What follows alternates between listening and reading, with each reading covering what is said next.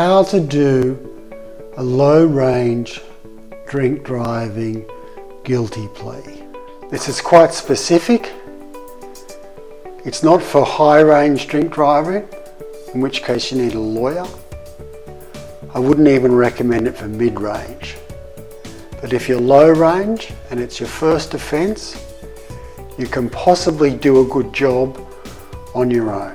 But you need to follow this advice. Don't just turn up on the first day of the return. That's the date that they give you on the piece of paper that they send you, in a suit and with a cheeky glint in your eye, and hope that it's going to go well. It won't. You need to do some preparation and you need to look like you're taking it seriously. There are 4 things you need to do. You need to get some references. You need to do the traffic offender rehabilitation program. You need to look at your own traffic report, and you need to rehearse a little bit as to what you're going to say. And that means explaining to the magistrate why you need a license. Okay, traffic offender program, references, get your traffic record, and have a cogent explanation as to why you need a license, perhaps more than other people. The first thing you're going to have to do is probably get an adjournment so you can attend that traffic offenders program. They're online, traffic offender rehabilitation program, TORP, or traffic offender intervention program. They cost about $170. It's very cheap considering what you're going to gain from it. The reason it's so important is it looks like then that you are taking it seriously. You have taken some responsibility for your mistake and you've taken some action. Hopefully you've learned something from it. But at least it shows the magistrate that you are the sort of person that is prepared to put your money where your mouth is.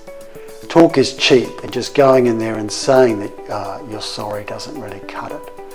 But having a piece of paper that helps might. The second thing you need, references. Now they need to state something. They can't just say, Johnny's a good bloke.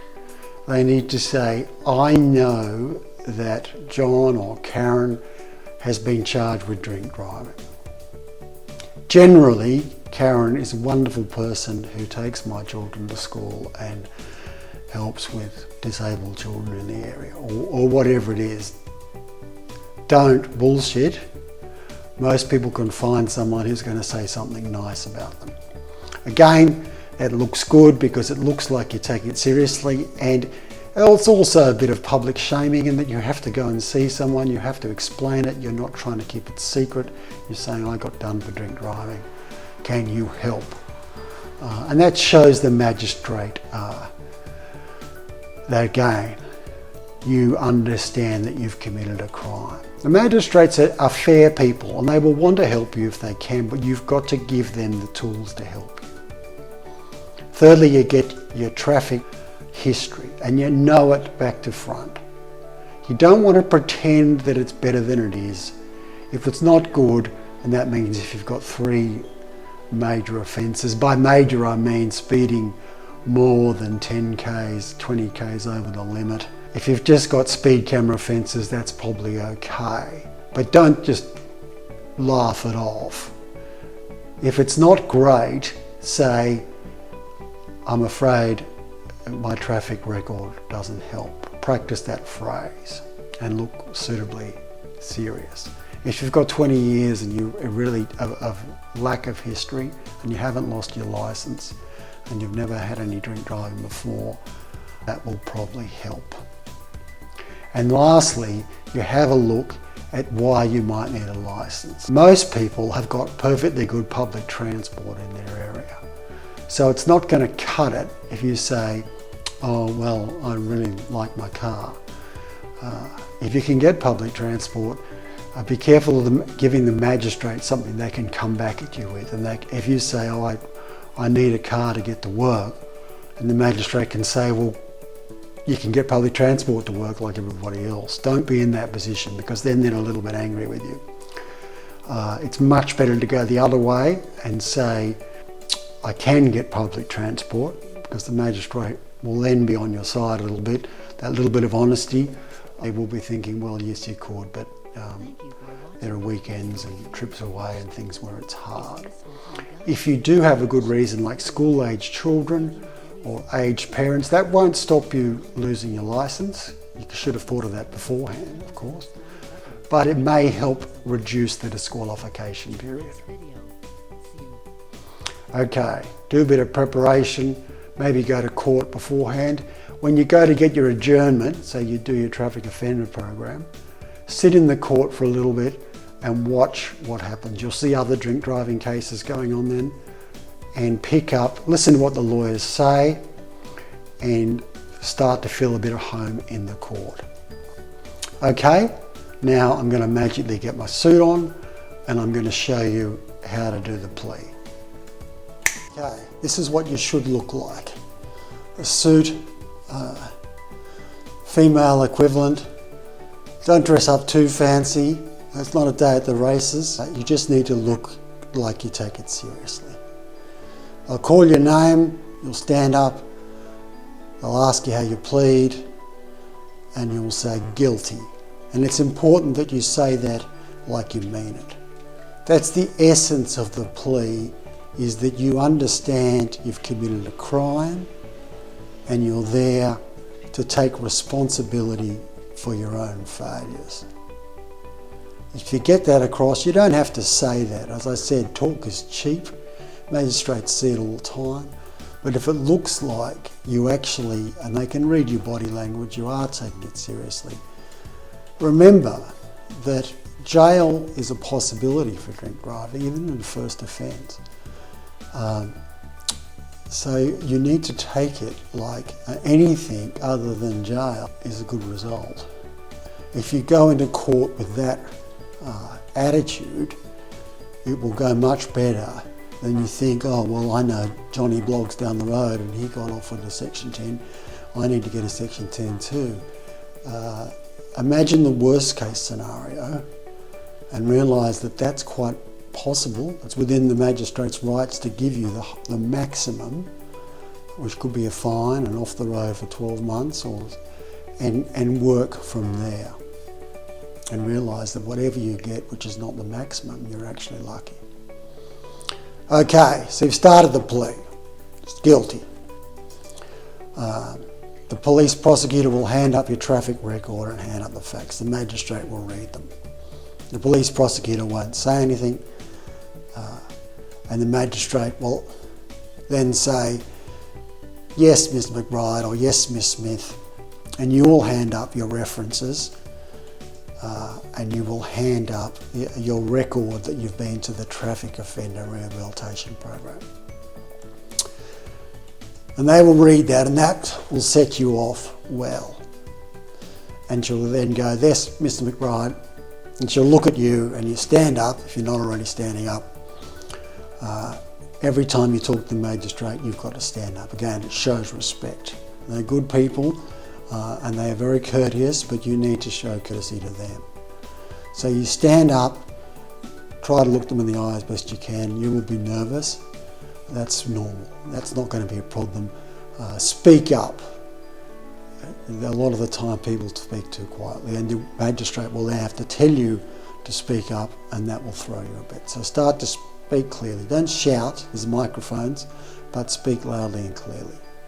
Just as if you were at a noisy dining room table. So you speak clearly and you start off with the circumstances of the offence. Say, I was caught drink driving coming home from my mother's birthday party. There are no aggravating features to the offence. That means you weren't dangerous driving, you didn't have an accident. The magistrate will know that. But then just move on. You are allowed to mention that. Most people we picked up in a booze bus situation, and there are no aggravating. If there are aggravating circumstances, you need a lawyer. That means you had an accident or something. Okay, your references. You will say, The references state that I'm a person of good character and they know that I have committed this offence. You will then go on to your traffic record. Now don't bullshit about it. A lot of people's traffic records is not great, and you need to say, if it's not great, you need to say the legal magic words, my traffic record does not assist me in this matter. Hopefully it's not too bad.